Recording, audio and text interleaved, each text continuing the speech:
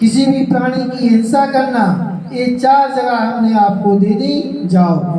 लेकिन कलयुग ने देखा जब तक राजा पर असर ना हो प्रजा पर असर नहीं हो सकता, और राजा इन चारों चीजों से वंचित है। राजा परम धार्मिक है, यह चारों चीजें उपयोग कभी नहीं करेंगे। तो जब राजा अच्छा रहेगा तो प्रजा भी अच्छी रहेगी, और हमें प्रजा में अपने प्रभाव फैलाना है। अब क्या उपाय किया जाए? तो वो कहता है, राजऋषि को सोचता है कि राजऋषि परीक्षित न जुआ खेले, न शराब पिए, न परस्त्री गमन करें, न हिंसा करें, तो ये तो सब गंदी जगह है। कोई अच्छा एक आध स्थान और दे दो आप, ये सब खराब स्थान दिए, एक अच्छा स्थान भी दे दो। तो ना जाने कैसे राजा परीक्षित के मुंह से निकल गया कि जाओ जाकर स्वर्ण में निवास करो।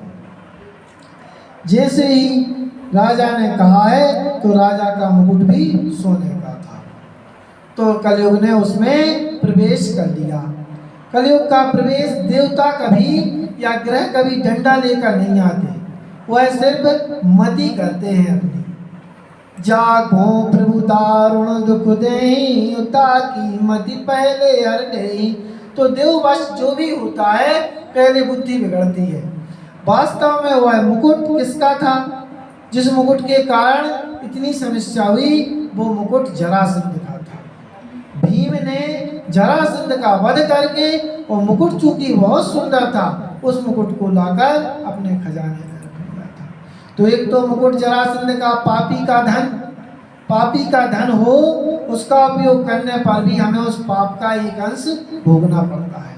तो पापी का मुकुट और कलयुग का स्वर्ण में निवास, दोनों ने राजा परीक्षित की बुद्धि नष्ट कर दी। अब राजा परीक्षित मुकुट पहने हैं और उसमें कलयुग का निवास है। इसी दुर्गुण की वजह से मुकुट में होकर कली ने राजा के मस्तिष्क में प्रवेश कर लिया है। पहले के राजा क्षत्रिय वैश्य ब्राह्मण के घर का भोजन नहीं करते थे। यदि प्रसाद रूप में उन्हें दिया जाए तो सोचते थे कि इनके बदले इन्हें क्या दे दूं। यदि आपके घर का भोजन हमने कर लिया तो हम आपको कुछ ना कुछ अवश्य दें। आजकल कलयुग के प्रभाव में परीक्षित महाराज की बुद्धि में विकृति आ गई। वह ऋषि के आश्रम में पहुंचे हैं और ऋषि से कहते हैं, अरे सुनते हो, हमें भूख लगी है, कुछ खाने दो।